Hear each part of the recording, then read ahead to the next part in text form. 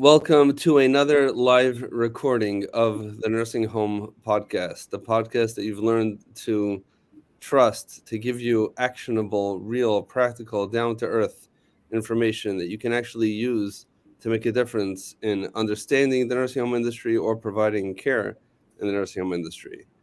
Today's guest couldn't be a better fit for that description, as we'll learn in a moment.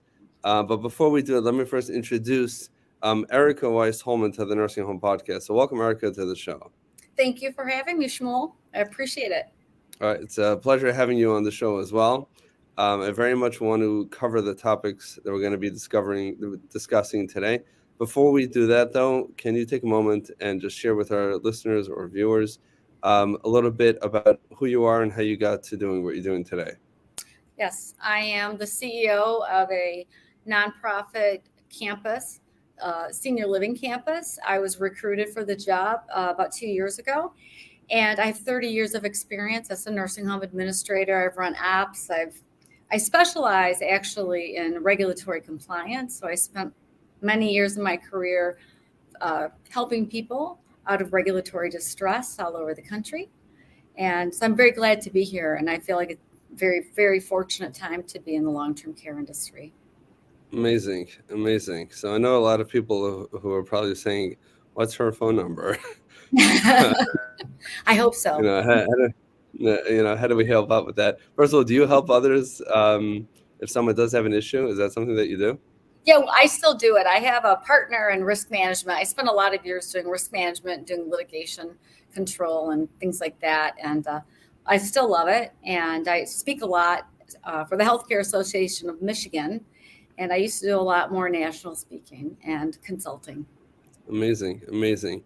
Okay, so I don't think there's anyone more qualified than to jump into the next subject. So, I mean, it's not a secret that I spend the bulk of my day working on recruitment, with our clients and helping them hire and hopefully retain some of the talent that they bring in.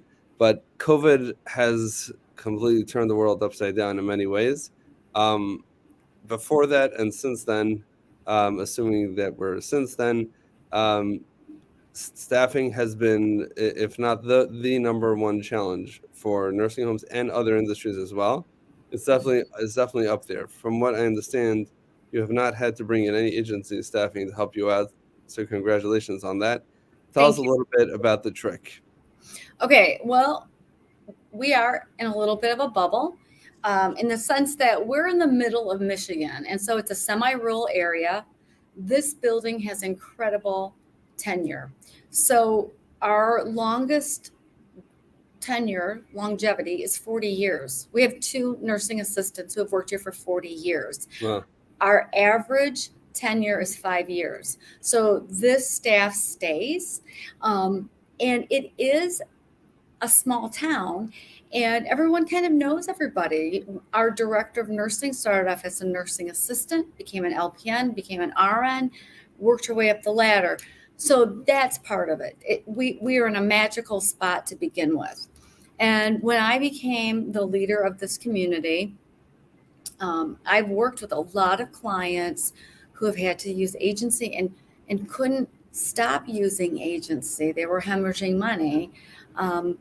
And so we just made a commitment that we were going to do whatever it took to not use agency. And so I and several of my leadership team went through our nurse aid training class. We worked on the floor with our staff, not every day, not even once a week. It was enough to keep the morale up. And so that was really where we started. We had 5-star staffing until CMS changed the weekend staffing ratios because we're 7 minutes lower than average. And that bumped us down. So we're still very pleased. I mean, I'm very pleased. Even. So, okay, I'm going to accept some of the introduction as humility, and that yes, it's true that you may be in an area that is has its pluses as far as staffing is concerned, but maybe let's make this practical for anyone who's currently struggling with staffing. What is something that you would tell them that they can do? Your focus, everything you mentioned so far has to do with retention, so we can start there. what would you say to somebody they could do if maybe they don't live in a small town community in a magical bubble? What can they do to try to implement some of the things that are working for you? Okay, there's a great book by Lou Adler, Hiring Power, and it's all about how do you bring people into your community. And what we did that has been incredibly effective, and we do this across every department, is we assign mentors. So we have career ladder positions for every department, primarily the nursing assistants. And so we have liaisons, PIPAs, black belts, um, and we begin right at the interview. So we have the actual staff interviewing with us. That way, everybody has skin in the game. It gives the ownership to my work family. They cannot complain anymore that we did not hire the right people because they are now interviewing. And we have interview sheets. We taught them how to do it. My husband is a labor guy. He helped us with the interview sheets. We told them what not to ask. And it actually has worked out fantastically because that way the people being interviewed don't only hear me or don't only hear team growth. They get to actually talk to a person who's doing the job they're interviewing for. And then the next thing we do after we vet the person and check reference background, we assign the mentor so that right away when they come into the building, they know they have a friend. And that has been a real game changer for us. And we've been boosting our retention quite a bit with that. The other thing that we have, and a lot of people don't have this, is we have the nurse aid training program in-house. And we have found that our nursing assistants who go through that program have longer tenure than those that we hire off the street. Very full answer. Lots of questions. Number one, so you're saying the CNAs are involved in the interview process. Absolutely. We have Are a they whole. are they the only ones conducting the interview? No, they're with another leadership person. They're either with team growth, which is, what you would call HR. They're either with team growth or they're with me or the director of nursing or another leadership person. We have a couple that are trained that could probably be, HR assistants, but personally, I'm probably a little bit too controlling to just hand it over. And it's not only the nursing assistants, the housekeepers are involved. And we've done some really cool things. Like we've done, okay, seems like you're doing great. We're going to have you come back and actually show us what you're like. Like for a cook. Okay, come on in. You have to be able to make this peanut butter cake. And we'll pay you for your time. But we have to make sure that you can follow the direction, live up to our standards. So here's my question with that, is that we know that so many facilities struggle just to get people in the door. Mm-hmm. There are when someone's looking for a CNA position, I can tell you this firsthand, I see this every single day. They will accept interview times in 10 places and show up to 2, if any. Yes. So if Yeah. you're going to make them jump through extra hoops, why are you not concerned about losing them? Well, if they have to jump through the extra hoop and they can't do it, they're not a good fit for us. And we have been, we give everybody a bonus who refers somebody to us. So our housekeepers get a $2,000 bonus if they refer a nurse aide or a nurse. Nurses get $6,000. So it's a really great system, and everybody has skin in the game. We really recruit heavily from our high schools. We have great working relationships with the local high schools. We are involved with 2 chambers of commerce. We're very, very visible in this community. We host parades, trick-or-treating, hot chocolate drive-thrus, Mother Day margaritas. I mean, we are crack-a-lackin'. Got it. So yeah, that is definitely something that everyone can do. We had a previous episode where we discussed connecting with the local CNA schools. That certainly can go a very long way, but you're doing what facilities should, and many of them are doing for admissions, you're doing for recruitment. So in other words, instead of just focusing on the senior centers and elder living campuses, I'm speaking specifically from a Yeah, nursing home standpoint, yeah, you're doing the same thing. Where are the CNAs before they become CNAs? Let's be right, their best friends.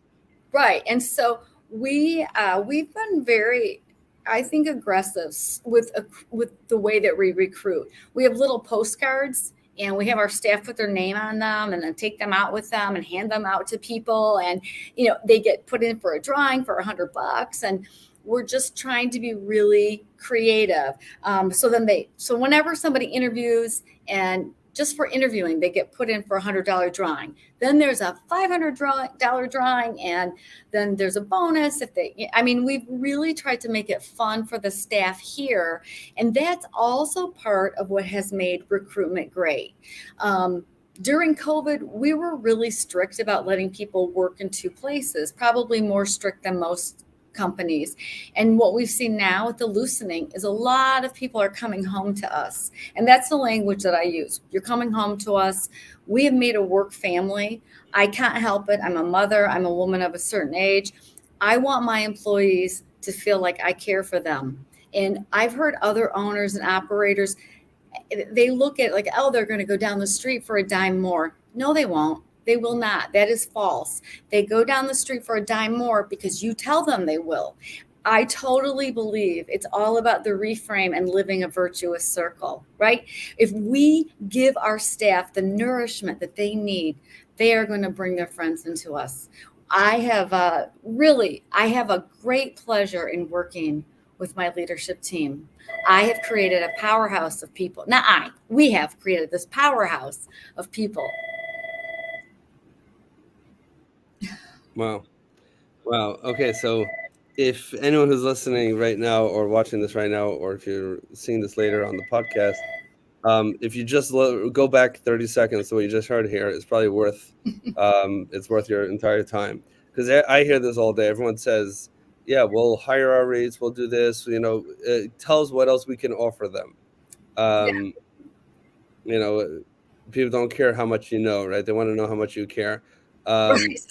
It's if you genuinely, your kids are not going to the mom down the block to see if she gives a little more dinner, right? Even though she might be a little more lenient, Right. with bedtime, and they might be a little bit more generous with snacks and some whatever else it is. They may go on more vacations, but no, this is our family. We're not going anywhere else. So Yes. that relationships on that level may not happen the exact same way. Obviously, this family and this work, but like you said, work family.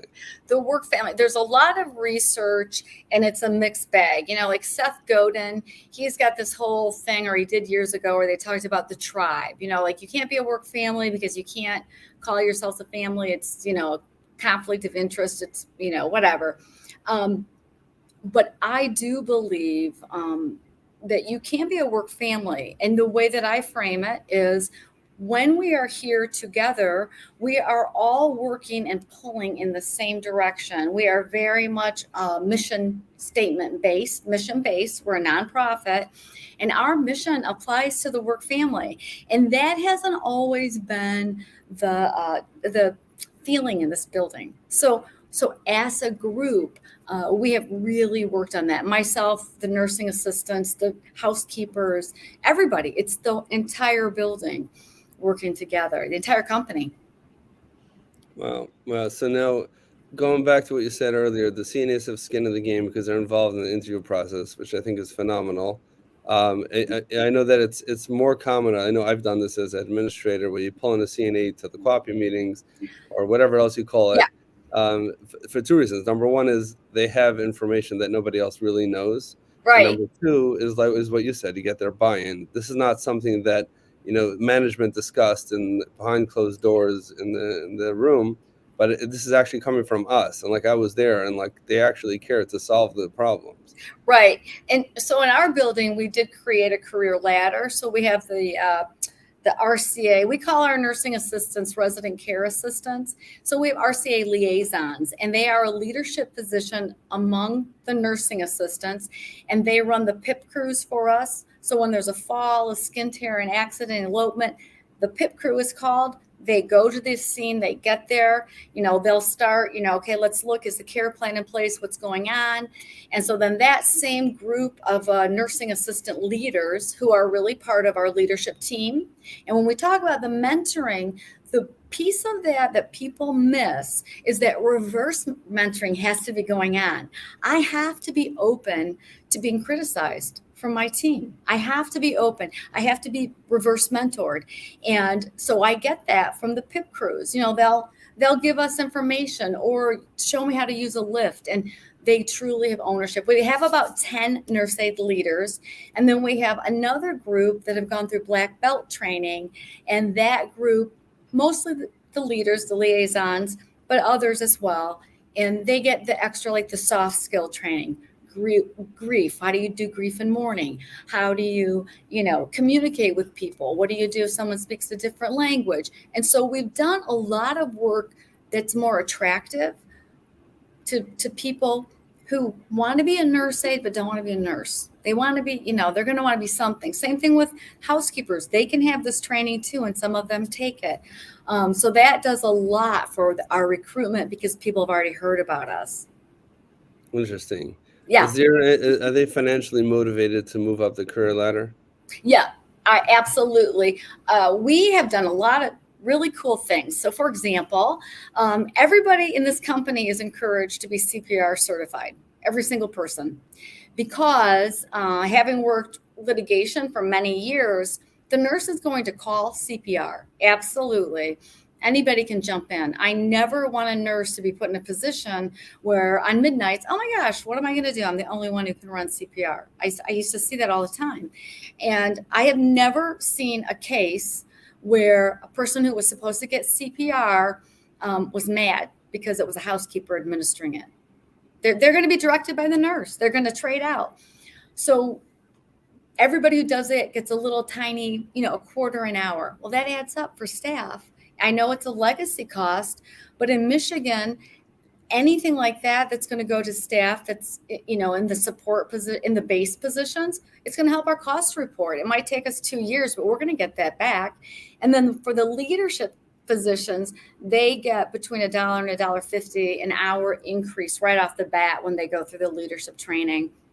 And then well, what do you mean by that? The leadership? Are you talking about the lead CNAs? Yeah, the liaisons. Yeah, they get at least $1 or $1.50 more immediately for going through that. Then they have an opportunity to take 20 hours of dementia training. That's another quarter an hour. They can then go through the black belt training. That's 50 cents an hour. It does add up. And in some ways, the legacy costs. I know a lot of owners and operators don't do that. But from my perspective, I calculated out how much it costs for turnover, and hey, I would much rather give a raise. I would rather pay $10,000 for that quarter than have to turn that over. I'm going to lose $10,000 if I have to turn over a housekeeping position in lost labor, onboarding, background checks. So I'm much happier to front load it, and I find it's been very effective. So just as you're talking, you're getting me thinking here a little bit, is that generally, at least in my experience and the clients that I've worked with, when someone starts working in a nursing home, it's a static position. You don't feel like you're moving on an escalator. So I'm a CNA. If I choose to break the static energy, it's almost something like glued in place. But if I'm like super aggressive and I want to then go and become an LPN, an RN, a unit manager, DON, which those people, I love to hire those people because those people really get the industry from the inside out. Great. But usually the facility doesn't offer that. And when they're coming in, they're like, okay, this is my job. Well, You're changing that. So one other thing that we do here is we offer 75% tuition reimbursement. And I do have a program in place with the local career training. So when we have their students, after they've finished their first year with us, which is when they're a senior in high school, they're nursing assistants that year. If they stay with us, we pay for them the 75% right away to go to community college to become a nurse. No one else is doing that. We're doing that. So I've got 2 nurses this year. Wow. Who are starting the program. So, we'll see how it works. It's our first time trying that one. But the rest of our team, we highly encourage continuing education. All of my leadership team and I have taken a year of courses with Dale Carnegie, just to give us the same language, right? Just so that we all are on the same page, so that we're trying to avoid that punitive language. And I would have us all go through neuro-linguistic programming because I love that. But I think the way we speak to our team matters. I think that if you are going to say you have an open door, it better be really, truly open. And I have to say that is something I have busted my chops at, because in my experience, every leader I've ever had who says, "Oh, my door is open," they don't really mean it. They don't mean it. They mean my door is open when it's good for me. And maybe I'm jaded.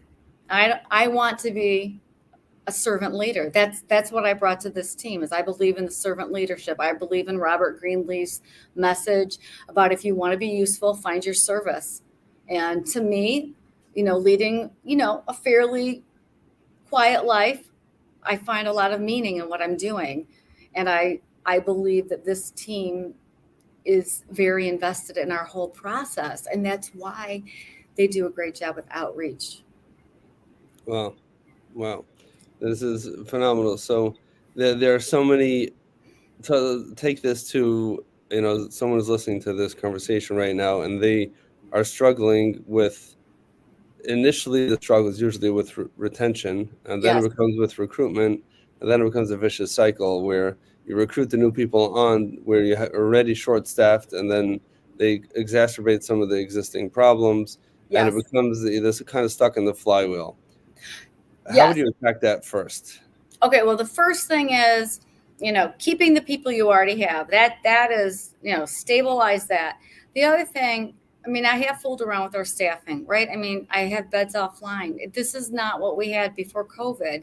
Now that said, this team didn't know about QMix before I came, and I was like, I don't want 80 Medicaid people. I want, like 20 Medicare and the rest can be Medicaid. But they never thought like that. And so getting everybody to understand, like, we are going to be able to have the best staff if you work that Q mix. And then what that lets us do is have these fantastic mentoring programs. You get the people who are going to stay. There's always somebody who complains. And this is where people make a fatal mistake. When the staff is complaining and, oh, they're stirring the pot and they're so unhappy, you know what I say? I say that is an opportunity, because that is fertilizer, my friend. And you are going to take all that garbage and make something fantastic, because those people who are complaining still feel invested. And so my trick has always been, I go right after those complainers. Now, if they're truly complainers and they're never going to be happy, they're not going to fit with me, because I like people who figure things out. Like, give me some good solution focus. If they can't get on board with it, okay, go be successful someplace else. And that's what I offer Mhm. them. I mean, I'm pretty Uh, blunt. yeah, I love that term. Yeah. uh, I've used that before. Yeah. Well, it's a very gracious way to let people save face. Yeah, and the truth is, there are times like you're pointing out now that not everyone's a fit for your organization. So most people Right. say that, what are we looking for? In a CNA, we're looking for in any position. Want someone who's certified, qualified, legally able to do the job, has a pulse, and will show up. End of story. And for most of the time, that's what they get, and that means that there's no real relationship. And of course, they'll go down the block, if it's a little bit better there. Um, Right. Well, I also think, and this, I probably should be more delicate with how I say things, but you know, if you're getting the same kind of person and they have no energy and they're like Eeyores, what's your hiring manager like? Are you, does the apple fall far from the tree? I have met a lot of people who work in human development, human resource, human capital, whatever you want to call it, who don't like people. Like, you have to like people, right? It's, if you don't like people, please don't be in HR. And and it really takes a lot of discipline as a leader to be friendly. Everybody can be nice. Everybody can be nice. There's nothing hard about being nice when things are going well. But really, the deal breaker is, can you be kind when push comes to shove? Can you be kind to the staff who didn't follow the care plan? A resident broke her leg, but she told you the truth. I mean, if you really want that culture, the culture of transparency, and you want people to bring in other people, you really have to do something that no one else is doing. wow, wow, absolutely amazing. Um, Starting with retention, getting the hires in correctly from the beginning, having the CNAs invested, and immediately begin moving on the career Yes. ladder. Yes. So you're not just coming in now. You're a CNA. You're a CNA, but in X number of days, you can become whatever it's called, Yeah. a Yeah. leader or Yeah, we offer that now with the liaisons. We really want people to have expertise in customer service. They don't necessarily have to be here for years and years, um, but they do need to have excellent skills. They need to follow the policy. They need to be have good work history, good HR. So generally, they're not going to come right in 30 days get to be a liaison. Um, but they could start going through the black belt training for sure. And they can absolutely learn to do the PIP crew. And that is, I'm telling you, that is like our crown jewel right now because we're applying for these awards with ACA. And that has been, it has been fantastic for our fall rates. So well, we're very, very pleased with our team. And it's really the nursing assistants driving that. well, like we said earlier, they're the ones who really know the story with everybody, Yes. with each resident the best. Yeah. And unfortunately, they don't usually have listening ear. For what's the real reason why this resident falls every Tuesday at 3 p.m. or in that Tuesday afternoon. And they know because that's the day after the family member comes in or doesn't come in or whatever. Right. Same thing with housekeepers, though. We really rely a lot on the housekeepers too for the fall program because they know a lot of the secrets too. The other thing that we've done with our PIP crew is we started off with the PIP crew, and the sheet that they used really mimics our incident report. But now we've added the 5 whys to it and some root cause analysis language and also a cue so that if the care plan was not being followed, notify the on-call abuse coordinator right away. So it's evolving. And I will say that really motivates people to tell their friends about us. And the other thing that we do that's really cool is we bring in a massage therapist every quarter. We have really fun. We always have we're very into parties. Like my husband was kind of teasing me about that. We love charcuterie here, so everybody gets charcuterie a lot. We have a great break room. We have the best break room. I go to the break room. We have a massage chair. We have a fantastic coffee, like state of the art coffee system. We feed our staff meals. We have a cereal bar. You can have a sandwich if you need it. I do have to go back to the fact being a mother. If you take that skill set of being a loving parent, of having hesed, of having kindness, and this focus on doing what's best for people, you're going to have staff that's loyal and that want to fill your building with more people like themselves. Wow, wow. Um, I just see I'm noticing the time here, and I see that our time is coming a little bit to a close. But what are any final words or any final thoughts to someone who's either in a director of nursing position or administrator, owner, operator, who's like, hey, it sounds like Erica's doing some really good stuff here. I can't even dream of that stuff. I'm just worried about who's coming tonight, 11 to 7, on the third unit. Any words of encouragement and maybe any additional practical advice for them Yes. to really get started on this path? Yes. Okay. This is my advice, and this is how I started off. Find your anchor and find your reframe. Because the more hopeless that you feel as the leader, your staff senses it. So find those anchors, find those angry staff members that have been with you for 5 years. Harness that energy by reframing it. Figure out what it is that they need to feel like they're necessary and be grateful to them. And as a leader, I do believe that everything comes from us. I mean, I hate to sound that simplistic, but if you are not being gracious and kind to yourself, you cannot be gracious and kind to anyone else. So good self-care as well. But find those anchors and keep those people and ask them, how can we keep more good people like you? Because they don't get those kind of compliments. Amazing, amazing, amazing. Definitely very helpful. And your other point also about the people who make a lot of noise are extremely helpful as well, because someone who's completely checked out is not going to complain. They're just going to leave. But someone who's Absolutely. complaining means that this is important to me.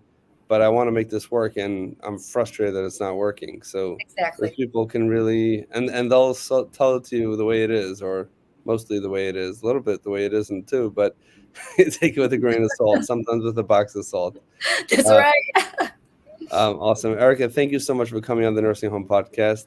I've really shared a lot of tremendous and important information with us today. I really wish you continued success with leading your team to even higher heights. Thank you so much. Thank you